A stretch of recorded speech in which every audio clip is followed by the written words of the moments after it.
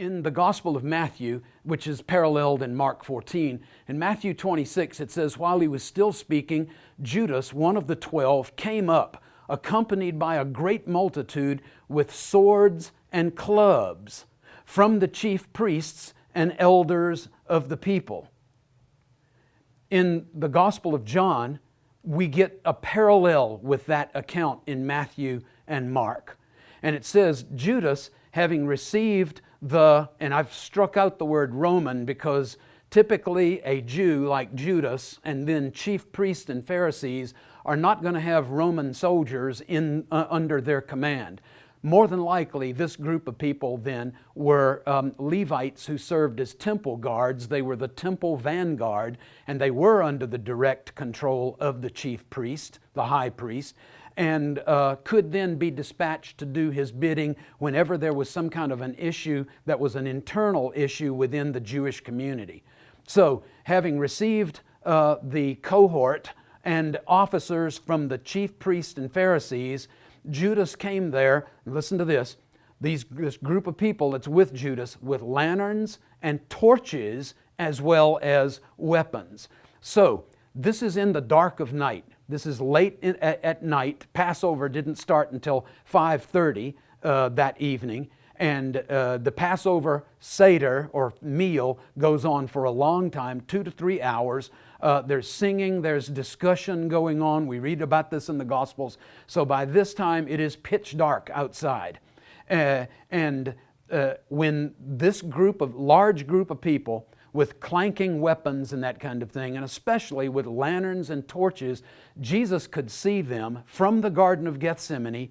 And this was the reason why we pointed out where the Garden of Gethsemane was and where the temple and the Golden Gate or the Eastern Gate was.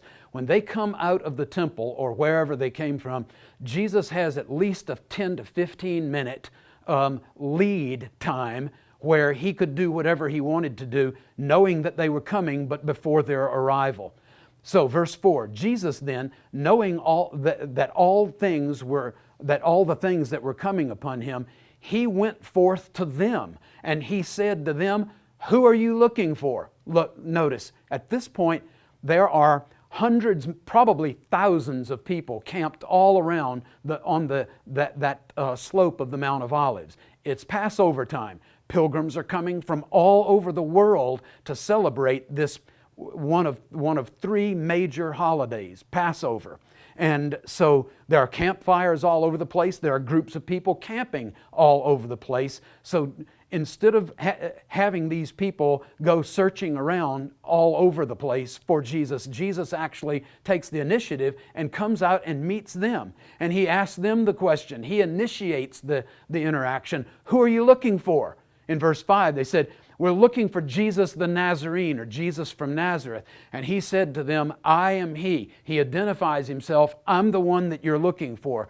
That is divine initiative, ladies and gentlemen. That's Jesus taking the lead in this event where he had 10 or 15 minutes lead time. Had he wanted to, he could have easily cut and run. I have a picture here on the screen. I'm going to ask you to take a look with me because these black spikes here are the fence right on the edge of the Garden of Gethsemane.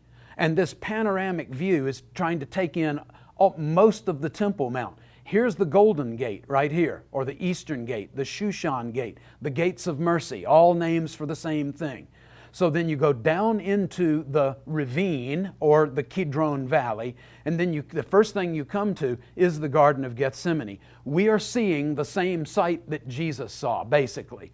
The wall is a little bit different at the top of the wall and that kind of thing. The gate is not exactly is built by Turks and not by Herod the Great, but all in the same place. The dynamics of this are the same as what Jesus would have encountered. Going down that slope and through the Kidron Valley and then up the beginning of the slope of the Mount of Olives, Jesus had a quarter of an hour or so to leave the Garden of Gethsemane, blend in with all the other people who were camping on the Mount of Olives, and then if he wanted to, continue on eastward out into that wilderness that we saw on the video. Once Jesus hit the wilderness, there's no finding him. It's just like David hiding from King Saul. When he's out in the wildernesses of Bethlehem, of Ziph, of Maon, of Carmel, Saul can't find him. Saul's army can't find him.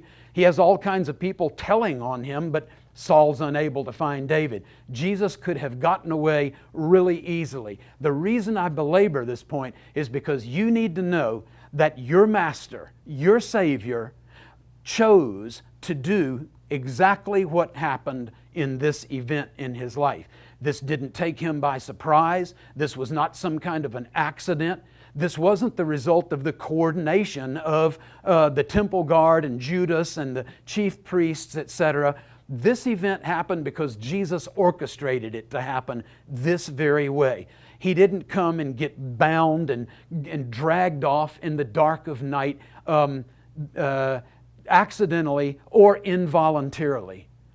It says in John 18, when Judas came, they had lanterns and torches and weapons. So Jesus took the initiative and went out to them. That's the point.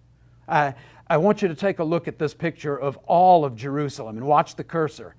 Here you have the Hinnom Valley, or Gehenna.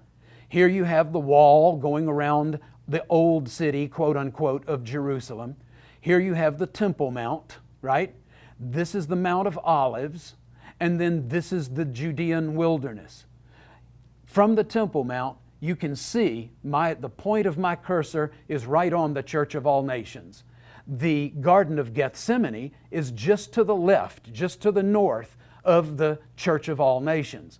Jesus had all kinds of time from the time that the people who were coming to arrest Him left the Temple Mount until the time that they got to the Garden of Gethsemane to simply go straight up the ascent of the Mount of Olives and off into the Judean wilderness where there was no chance that He would be caught by anyone or any size army. Plenty of places to hide, very easy to get away. John says this about that divine initiative, about this being something that Jesus had chosen, that this was intentional. John chapter 10 says, "For this reason the Father loves me, because I lay down my life." I am laying my life down. Nobody's taking it from me. He says, verse 18, "Nobody has taken it from me, but I lay it down," listen to this, "of my own initiative." On my own initiative. That's divine initiative, not an accident, not something orchestrated by someone else. Jesus chose to wait there, to face the music, to be arrested, and knowing what was coming, to go through the trials, the scourging, the crucifixion, the mocking, and ultimately his own death. I'm laying my life down on my own initiative. Jesus chose to die for us. No one took His life from Him. What a blessing to know that He loves us enough to have had all the time in the world to think about this and, well, maybe we go with plan B here, guys. Instead, He chose to stay and face the music. Why? It wasn't just some martyr complex on His part. He's looking past that suffering, and He's looking to what it can accomplish in a life like mine and like yours. He's got the authority, He says, to lay it down, and He has the authority to take it up again.